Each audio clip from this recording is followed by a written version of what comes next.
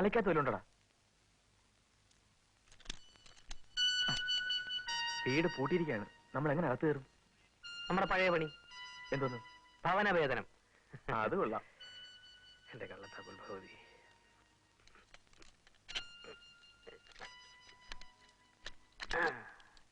അതാണ് രാജു.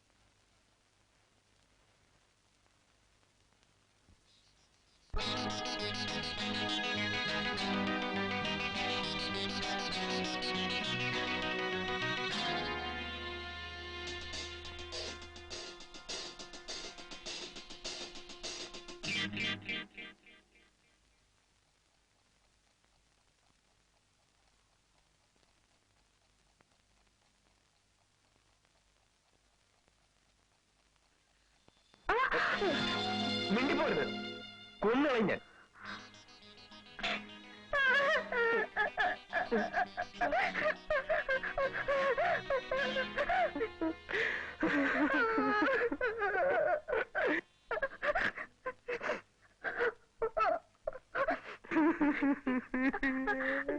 കരയരുത്. ഇല്ല. ഈ അസമയത്ത് നിങ്ങൾ എന്തിനാണ് ഇങ്ങോട്ട് വന്നത്? അത് ഞങ്ങൾക്ക് ഫാക്ടറിയിൽ നൈറ്റ് ഡ്യൂട്ടി ആയിരുന്നില്ലേ, ഞങ്ങൾ ഉറങ്ങിയിട്ടില്ലെന്ന് മുതലാളി ബോധ്യപ്പെടുത്താൻ വേണ്ടി വന്നതാണ്. നിങ്ങൾ വന്ന് എന്റെ കൂട്ടുകാരനെ രക്ഷിക്കണം. കള്ളനാണെന്നും പറഞ്ഞ് നിങ്ങളുടെ ആൾക്കാർ അവനെ താഴേട്ട് ഓടിക്കുകയാണ്. ഒരു ഇടി കൊള്ളാനുള്ള ശേഷി പോലും അവനില്ല. അവര് ചീശുവാണ്. അളിയാ, പൊന്നളിയാ, ഇവനെ താഴെ ഇടണം. ഞാൻ ഇവനെ വെട്ടിക്കീറട്ടെ. ഞാൻ വിറകോ മറ്റോ ആണോ വെട്ടിക്കീറാൻ? താഴെ ഇടല്ലേ താഴെ. ഞാനിവനെ മീൻ അരിയുന്ന പോലെ അരിയട്ടെ. അയ്യോ, ഈ ബദലാളി അതും ചെയ്യും, അവനപ്പുറം ചെയ്യും. നീയും കൂടെ ഒന്നില്ലേടാ? അതെ മോളെ, ഇവൻ നിന്റെ മുറിയിൽ കയറി ആഭരണങ്ങൾ വല്ലതും മോഷിച്ചോ? ഛേ, വേറെ വല്ലതും പറ മുതലാളി. ആർക്ക് വേണം നിങ്ങളുടെ പന്ന ആഭരണം? ഡാഡി, ഇവര് മോഷ്ടിക്കാൻ വന്നതല്ല. ഫാക്ടറിയിലെ നൈറ്റ് ഡ്യൂട്ടിക്കിടയിൽ ഉറങ്ങിയില്ലെന്ന് ഡാഡിയെ കണ്ട് പറയാൻ വന്നതാണ്. ഓ സോറി, ഈ ഓട്ടത്തിന്റെയും ബഹളത്തിന്റെ ഇടയ്ക്ക് ടീപ്പിയുടെ പറയാൻ മറന്നു. എന്നാ നേരത്തെ പറഞ്ഞ് തുറച്ചുകൂടായിരുന്നോ? കുറുക്കന്മാരെ, ഫാക്ടറിയുടെ ജനൽ പൊളിച്ചു. അതവിടെ ഭദ്രമായി വെച്ചിട്ടുണ്ട്. രാവിലെ പോയി ഫിറ്റ് ചെയ്യാം.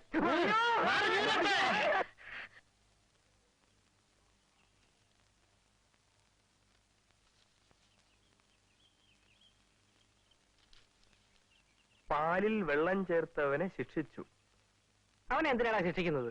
പാല് വെള്ളം അല്ലാതെ പിന്നെ തേൻ ചേർക്കാൻ പറ്റുമോ? ചേടാ, ഈ നാട്ടിൽ ഒന്നും ചെയ്ത് ജീവിക്കാൻ വയ്യുന്നായല്ലോ. ആവശ്യമുണ്ട്. സമർത്ഥനായ ഒരു ഡ്രൈവറെ ആവശ്യമുണ്ട്. പൊതുജനത്തിന്റെ നെഞ്ചത്തൂടി കാർ ഓടിച്ച് കയറ്റി കൊല്ലുന്ന വല്ല മന്ത്രിമാരുടെയും ഡ്രൈവർമാരെ ആയിരിക്കും ആവശ്യം. ഇവർക്ക് ആളെ കൊല്ലാത്ത ഡ്രൈവറെ ആവശ്യം. കാറിന്റെ മുകളിലൂടെ കയറിയിരിക്കുന്നത്. അയ്യോ അണ്ണാ, ചൂടാകാണ. അണ്ണന് പറ്റിയ ഒരു കോള് വന്നിട്ടുണ്ട്. കോളോ? എന്ത് കോള്? ആവശ്യമുണ്ട്. 25 വർഷം അംബാസഡർ കാർ ഓട്ടിച്ച് പരിചയമുള്ളതും രവി എന്ന് പേരുമുള്ള ഡ്രൈവറെ ആവശ്യമുണ്ട്. ശമ്പളവും കിമ്പളവും ഡ്രൈവറുടെ ഇഷ്ടാനുസരണം നിശ്ചയിക്കാം. ഇഷ്ടമുള്ളപ്പോ ജോലി ചെയ്താൽ മതി. ഉടനെ അപേക്ഷിക്കാം. ഇതെന്ത് പരസ്യമാടാ? ഇങ്ങനെയും പരസ്യമുണ്ടോ? അണ്ണാ, അണ്ണ ഈ ജോലിക്ക് അപേക്ഷിക്കണ്ട, അണ്ണ പോവുകയും വേണ്ട. നീ പോടാ. എനിക്കൊരു നല്ല കാര്യം വരുന്നത് എന്റെ അടുത്ത് സഹിക്കുന്നില്ലേ? ആ പേപ്പർ കൊണ്ടുവാ. ഇന്ന് തന്നെ ഞാൻ ഈ ജോലിക്ക് അപേക്ഷിക്കും. എന്റെ ഭഗവാനെ, എന്റെ കഷ്ടകാലം ഇന്നത്തോടുകൂടി അവസാനിക്കണേ. ഈ ജോലി എനിക്ക് തന്നെ കിട്ടണേ.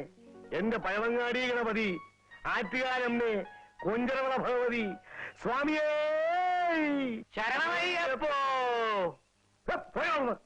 ശരു, എനിക്ക് നാളെ രാവിലെ തിരുവനന്തപുരം വരെ പോകണം. 12-ാം തീയതി ഗൾഫിലേക്ക് പോകേണ്ടതല്ലേ? എയർ ടിക്കറ്റിന്റെ കാര്യം ശരിപ്പെടുത്താനുണ്ട്. എത്ര നാളാണ് നിങ്ങൾ അവിടെയും ഞാനും കുഞ്ഞും ഇവിടെയുമായി കഴിയുക? ഞാനും നിങ്ങളുടെ കൂടെ ഗൾഫിലേക്ക് വരട്ടെ? എന്തിന്? നിനക്ക് വേറെ ജോലിയില്ലേ? ഞാൻ പണം ഉണ്ടാക്കാൻ പോവുക. നീ ഇവിടെ അടങ്ങി ഒതുങ്ങി കഴിഞ്ഞാൽ മതി. എന്നെ കല്യാണം കഴിച്ച് ഞാൻ ഗർഭിണിയായപ്പോൾ രാമേട്ടൻ ഗൾഫിൽ പോയതാ. പിന്നെ ഈ കുഞ്ഞ് ജനിച്ച് ഇവൾക്ക് ഇത്രയും പ്രായമായപ്പോഴാണ് ചേട്ടൻ എന്നെയും കുഞ്ഞിനെയും കാണാനെത്തിയത്. ഉടനെ ചേട്ടൻ മടങ്ങിപ്പോവുകയും ചെയ്യുന്നു.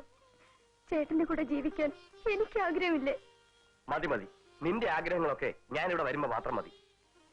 ചേട്ടൻ ഗൾഫിൽ നിന്ന് വന്ന് വിമാനം ഇറങ്ങിയപ്പോൾ ഇതാണ് മോളെ നിന്റെ അച്ഛനെന്നും പറഞ്ഞ് ചേട്ടനെ സ്വന്തം കുഞ്ഞിന് പരിചയപ്പെടുത്തേണ്ട ഗതികേടാണ് എനിക്കുണ്ടായത്.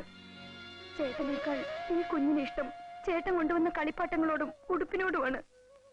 ചേട്ടാ, പണം കൊടുത്ത് വിലയ്ക്ക് വാങ്ങാൻ കഴിയാത്ത ഒന്നാണ് സ്നേഹം. സ്നേഹവും വാത്സല്യവും അത് അങ്ങോട്ട് കൊടുത്താലേ ഇങ്ങോട്ട് തിരിച്ചു കിട്ടൂ. ആവശ്യത്തിനും അതിലധികവും പണം ചേട്ടൻ ഉണ്ടാക്കി കഴിഞ്ഞു. ഇനി മതി. ചേട്ടൻ ഇവിടെ നിൽക്ക്. നമുക്കൊരുമിച്ച് സന്തോഷമായിട്ട് ജീവിക്കാം. എടീ, നീ എന്നെ ഭരിക്കാൻ ശ്രമിക്കരുത്. ഞാൻ പറയുന്ന കേട്ട് അടങ്ങി ഒങ്ങി കഴിഞ്ഞാൽ മതി.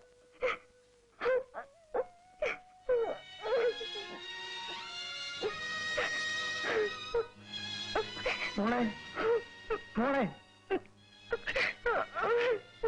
എന്താ മോളെ? രാമു, എടാ രാമു, എന്താ മാവാ? ഇതിനെന്തിനാണ് കരയുന്നത്? എടാ, ഇവിടെ ഇങ്ങനെ കരയിക്കാനല്ല ഞാൻ നിനക്ക് വിവാഹം കഴിച്ചു വന്നത്. ഇവിടെ ചേട്ടന്റെ മോളാ. കുഞ്ഞുനാളിലെ അവളെ അച്ഛനും അമ്മയും മരിച്ചു. പക്ഷെ എന്റെ സ്വന്തം മോളെപ്പോഴാണ് ഞാൻ ഇവിടെ വളർത്തുന്നത്. ഇവളുടെ ഒഴുകുവിന്റെ കണ്ണുനീരി വീട്ടിൽ വീഴരുന്ന് എനിക്ക് നിർബന്ധമുണ്ട്. നീ ഗൾഫിൽ പോയി പണം ഉണ്ടാക്കുന്ന നല്ലൊരു ചെറുപ്പക്കാരൻ. നീ സന്തോഷമായിട്ട് ഇവിടെ കൊണ്ടു നടക്കുമെന്ന് കരുതിയാണ് ഞാൻ നിനക്ക് വിവാഹം കഴിച്ചു തന്നത്. ഇപ്പൊ എന്റെ മോള് എന്റെ മുമ്പ് നിന്ന് കരയാണ്. ഞാൻ എങ്ങനെ സഹിക്കുവാ? അമ്മാവൻ കാര്യം അറിയാതെയാണ് എന്നെ വഴക്ക് പറയുന്നത്. ഞാൻ ഗൾഫിൽ പോയി പണം ഉണ്ടാക്കിയത് മതിയെന്നാണ് ഇവള് പറയുന്നത്. ഞാൻ ഇവിടെ നിന്നാ മതിയെന്ന്. നീ എങ്ങനെ പറഞ്ഞോടി മോളെ? പറഞ്ഞു വിളിച്ച രാമു, നീ ഇവിടെ തല്ലിയോടാ? ഇല്ലമ്മ. എന്നോട് തല്ലിയില്ല. ഗൾഫിൽ പോകണ്ട, അങ്ങനെ പണം ഉണ്ടാക്കണ്ട എന്നൊരു ഭാര്യ പറഞ്ഞാൽ ഇക്കാലത്ത് ഏതെങ്കിലും ഭർത്താവ് സഹിക്കുമോ? അത് പറഞ്ഞോളെ ഇവിടെ ചെറുകുറ്റിക്കായിട്ട് കൊടുക്കാൻ വരുന്നില്ലേ? രാമു, എടാ മോനെ, നിന്റെ ക്ഷമ അപാരം തന്നെടാ. നീ പോയി റെസ്റ്റ് എടുക്ക്. ഷാരു, ഞാൻ ഇത്രയും കാലം നിന്നെ വളർത്തിയിട്ടും നീ എന്നിൽ നിന്നും പഠിച്ച ഇതാണോ? പണം ഉണ്ടാക്കാൻ ഗൾഫിലേക്ക് പോകണ്ടെന്ന് ഞാൻ എന്തായി കേൾക്കുന്നത്? എനിക്കൊരു ഹൃദയം ഉണ്ടായിരുന്നെങ്കിൽ അത് സ്തംഭിച്ച് ഞാൻ മരിച്ചു പോയാൻ. എന്റെ ഡാഡിക്ക് അതില്ലാത്തത് ഭാഗ്യം. അക്ഷരം പ്രതി കറക്റ്റ്. ഡാഡി, ചേച്ചി ചേട്ടനോട് പറഞ്ഞത് അക്ഷരം പ്രതി ശരിയാണ്. ഡാഡി, ഈ നാട്ടിലുള്ള ഒരുപാട് പെണ്ണുങ്ങളുടെ ശബ്ദമാണിത്. സ്ത്രീധനം വാങ്ങി കല്യാണവും കഴിച്ച് പെണ്ണിനെ ഇവിടെ ഇട്ടിട്ട് എല്ലാ ചെറുപ്പക്കാരും ഗൾഫിലേക്ക്. ഫ്ലൈറ്റ് പൊങ്ങുന്നതിന്റെ തലേ ദിവസമാണ് താലികെട്ട്. എന്നിട്ട് പെട്ടിയും എടുത്ത് എയർപോർട്ടിലേക്ക് ഒരു ഒറ്റ ഓട്ടമാണ്. പാവം പെണ്ണ് അവന്റെ തിരിച്ചുവരവും കാത്ത് വർഷങ്ങളോളം വഴിക്കണ്ണുമായി അവന് വേണ്ടി കാത്തിരിക്കണം. വിവാഹമോചനം ചെയ്തിട്ട് പോകുന്നതിനേക്കാൾ കഷ്ടമല്ലേ ഡാഡി ഇത്? പണം ഉണ്ടാക്കാനാണ് മോഹമെങ്കിൽ പണം ഉണ്ടാക്കി വന്നിട്ട് കല്യാണം കഴിച്ചൂടെ ഈ കൂട്ടർക്ക്? ഗൾഫിൽ നിന്നും കുറച്ച് സ്പ്രേയും സാരിയും പൗഡറും കൊണ്ടുവന്ന് ഭാര്യയ്ക്കും കുഞ്ഞുങ്ങൾക്കും കൊടുത്താൽ ജീവിതമാകുമോ? 25,000 30,000 കൊടുത്ത് NOC വാങ്ങി ഗൾഫിൽ പോയി ചുമട്ടു ജോലിയും അറബിയുടെ തെറിയും കേട്ട് അടിമപ്പണി ചെയ്യുന്നതിനേക്കാൾ നല്ലതല്ലേ ആ കാശുകൊണ്ട് ഇവിടെ ഒരു മുറുക്കാൻ കടയോ ബാർബർ ഷോപ്പോ തുറന്ന് ഭാര്യയും കുഞ്ഞുങ്ങളുമായി കഞ്ഞിയും കുടിച്ച് സന്തോഷമായി ജീവിക്കുന്നത്? 5-6 വർഷം കൂടുമ്പോഴാണ് ഭർത്താവ് അവധിക്ക് വരുന്നത്. അങ്ങനെ 5-6 അവധി കഴിയുമ്പോൾ ഭാര്യ വൃത്തിയായിരിക്കും. ഇവര് പണം ഉണ്ടാക്കി ഭാര്യയെ സംരക്ഷിക്കല്ലേ ഡാഡി ചെയ്യുന്നത്? പണം ഉണ്ടാക്കാൻ വേണ്ടി സ്ത്രീയുടെ ജീവിതം കുരുതി കൊടുക്കുകയാണ്. ശരിയാണ് മോളെ, നീ പറഞ്ഞ നല്ലൊരു ആദർശമാണ്. പ്രസംഗിക്കാൻ കൊള്ളാം, വേണമെങ്കിൽ കൈ അടിക്കാൻ ഞാനും വരാം. പക്ഷെ ജീവിതത്തിൽ അത് പ്രയോജനപ്പെടുകയില്ല. ഇങ്ങോട്ട് നോക്ക്, ജീവിക്കണമെങ്കിലേ കൊച്ചിരാമം വേണം. എന്റെ മോളാണ്, പാവം പെണ്ണ്. ജീവിതത്തിന്റെ വില എന്താണെന്ന് അവർക്കറിയില്ല. നിങ്ങളോട് ക്ഷമിക്കണമേ. പണത്തിന്റെ വില നിങ്ങൾക്ക് എല്ലാവർക്കും അറിയാം. സിനിമ കാണാൻ പണം വേണ്ടേ? പണം കൊടുത്ത് ടിക്കറ്റ് എടുത്തല്ലേ നിങ്ങൾ ഇതിനകത്ത് കയറിയിരിക്കുന്നത്? എന്റെ ആദർശം ആളെ കൊന്നിട്ടെങ്കിലും പണം ഉണ്ടാക്കണം. മുതലാളി, എനിക്ക് ജോലി കിട്ടി മുതലാളി. നിനക്കത് കിട്ടിയോ? കിട്ടി മുതലാളി. നീ അത് പോകുന്നുണ്ടോ? പോകുന്നു മുതലാളി. എടാ രവി, നിനക്കിവിടെ എന്തിന്റെ കുറവ്? ശമ്പളത്തിന്റെ കുറവ്. എനിക്കവിടെ ഒരുപാട് കാശ് കിട്ടും. എടാ കുഞ്ഞേ, ഓ, നിനക്ക് ശമ്പളം കൂട്ടി തന്നെ നിന്നെ വഷളാക്കാൻ ഈ രാജ്യത്ത് ഒരുപാട് മുതലാളിമാര് കാണും. പക്ഷെ എന്നെ പോലെ ശമ്പളം തരാതെ സ്നേഹം മാത്രം തരുന്ന ഒരു മുതലാളിയെ നിനക്ക് കിട്ടിയില്ല. അങ്ങനെ ഒരു ദരിദ്രവാസിയെ എനിക്ക് വേണ്ട മുതലാളി. ഇനി മുതലാളി മരിച്ചാലും ഞാൻ ഈ വീട്ടിനകത്ത് കാലൂത്തുകയില്ല. ഇന്നാ പിടി മുതലാളിയുടെ ചെത്ത കാറിന്റെ ഉണക്ക താക്കോൽ. ഇന്ന് എന്റെ മോചനത്തിന്റെ ദിവസമാണ്. മുതലാളിയോട് ഞാൻ അന്ത്യയാത്ര പറയുന്നു. നമസ്കാരം, നമസ്കാരം. മോളെ, ഡാഡിയുടെ കയ്യിൽ എന്താണ്? നമ്മുടെ കാറിന്റെ താക്കോൽ. നമ്മുടെ ഡ്രൈവർ പോയോ മോളെ? പോയി ഡാഡി. പോടാ പോകട്ടും മോളെ, ഡ്രൈവർ പോടാ പോകട്ടും മോളെ. ഇന്ന് ഭൂമിയിൽ സ്ഥിരമായി ഡ്രൈവർ എവിടെയടി മോളെ? ഡ്രൈവർ പോയാ പോട്ടടി മോളെ. ഡാഡി, ഡാഡി ഇങ്ങനെ പാട്ടും പാടി നിന്നാ മതിയോ? എന്നെ ആര് കോളേജിൽ കൊണ്ടുവിടും? വിരോധമില്ലെങ്കിൽ ഞങ്ങൾ കൊണ്ടാക്കാം.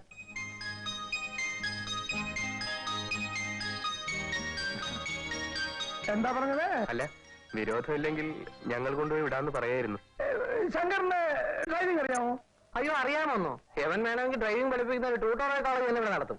ആ, എന്നാലേ മോളെ ഒന്ന് കോളേജ് കൊണ്ടാക്കിയേക്കണം. എന്നെ മാത്രം രക്ഷിക്കണേ.